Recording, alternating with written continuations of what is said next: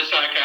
I guess you went there in '78, and I guess your first match race was against Sheffield. I guess you're on Cradley Heath at the time, and you scored just 1 point. 1 point, Bruce Penhall. And you remember that? And then I guess that was the last time you've ever scored 1 point. Yeah, when you first went over there, plus I was riding the new 4-valve Jawa, and I didn't really get along with it too well. And everybody was riding the Wezzies back in those days, and I can't blame it on the motor. I mean, you get thrown into racing in Britain, where the absolute world's best are. It's going to take a little while. Some guys never can catch on. Some guys, not just Americans, but Swedes and Danes, their point average is 3 or 4 or 5. We as Americans, we had to start with a 6-point average. That's the tough thing, is that's a high point average for a team with a rider that isn't a 6-point average guy. It could be a 2, but because of the way it was, I mean, I remember when I first landed in England, I had to have a work permit. And I love that idea these days, but I sat in the airport for 5 hours to get my work permit because I was considered taking work away from other British riders. So that's why they establish your point average at 6. But if you're only scoring 2 and 3 points, you go to the next year, that team is more than likely going to drop you because it's a high point average. I mean, and you have to be capable of reaching at least a 6 point. They want more than that out of you. But when you get thrown in the deep end, it's going to take a little while. Like I said, it's going to take some other riders, a few years, and they move around to different clubs, and they still don't get it. Reach the goal they want. But yeah, my first night there, I was really struggling, and I think it was even kind of wet, and I wasn't used to that. But no excuse. I remember asking Bruce Cribb, he was on our team at the time. He had a Westlake. I asked him if I could ride his Westlake after the meeting. And he said to me, "Yeah, but you know what? I don't think you're good enough to ride this." I'll never forget. I'll never forget those words. I'm going, shit. What do you mean I'm not good enough? Okay, I only scored 1 point, but hey, can I try that Wezzy? And he said that, And I moved over to Westlakes right away, and then I became a factory rider, if you want to call it a factory rider. Although they didn't build my motors at Westlake.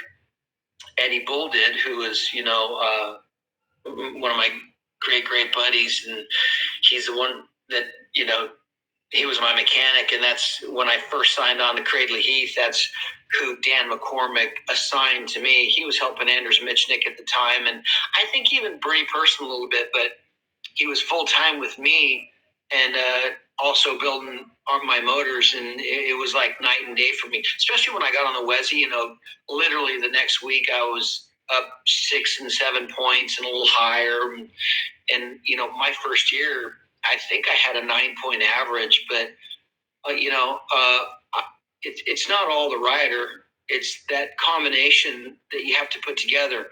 Your mechanic, your manager, let's say have a girlfriend, all that, those pieces of the puzzle always have to come together. And then it was so much work for Eddie Bull. That's when Mikey Tizonigas came over and was my guy. I love Mikey. He's the best guy, and Mikey's the one that maintained my motorcycles. We had just a ton. I think there was the second year, I think we had a good 13 bikes, and we left some in America, and I had my long tracker over in Germany with the Speedway bike, and then we'd have to travel. So Mikey had a lot of work to do. He really did, especially doing the amount of meetings that we were doing, and the travel just around Britain. 150 nights out of the year we were racing, and that's a lot of racing, so he was moving motors in and out of bikes, and we'd find good combinations for small tracks, big tracks, but I had a great bunch of people working for me. I really did. And, Pete Adams was my team manager over there, as well as my manager.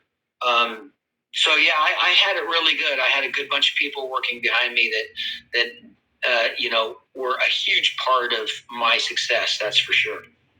So did you have to pay like Mikey and stuff, or did the? Oh, sure. Pay? Oh, absolutely. So you paid. Oh yeah. You bet, full time. You have to pay your manager. I mean, these are all expenses that that they certainly earn it. And when I first went over there, you set these deals up with the promoter. They get you a vehicle, they get you a place to live. Here's your mechanic, and then of course after you start making it, then it's all on you because you're making really good money and you need more motorcycles because they say, okay, we're going to give you 2 bikes, but it's up to you to maintain those. And, and absolutely, I had to pay for Eddie and I had to pay for the motors that were done. And Mikey, when he came over, I had a German mechanic, Jürgen Goldstein, who was terrific, the late Jürgen Goldstein. These guys all earn it, and I'm making good money. Absolutely, you pay for it. You bet. So after paying all the expenses, you still made pretty good money then, correct? I mean, you did okay after you paid everybody, your motors and all that stuff. You still were doing pretty good. Oh, are you kidding? Yeah, I mean, even when I won my world championship, all of a sudden your pay rate goes way up. I mean, the way you first set it up is okay, if I produce a 9-point average, there's bonus money, okay? And there's all sorts of different bonuses. But when you become world champion, it changes everywhere for you. But your expenses also go up too because they know you're making more money, which, hey, I can't do it without them. There's no freaking way I could do it without great mechanics and people that you surround yourself with. And I remember my appearance fee in Germany was about $2,000 just to be there, and they'd give it to you in cash, right? And then I'd fly home on a Sunday and have to stuff it because I was like a store-bought cowboy. I wore cowboy boots a lot. I'd have to stuff all the cash in my boots, And so, yeah, but it was great. It was awesome, and that's kind of the bummer nowadays. I wish these kids could make that kind of money, but they don't bring the people in like they used to, and there's not the tracks or the amount of races. Oh, that's good. That's amazing. And well, you did really good. I think the first night you didn't do very good, but then all of a sudden you just you start picking it up and you start really rolling with everything. And even, I guess 78 was your first year, and then 79, you won the Master of Speedway competition in Europe, and then became the first American to win the Golden Helmet in 79, the Match Race Championship. You led Cradley Heath to the Inter League Cup Championship,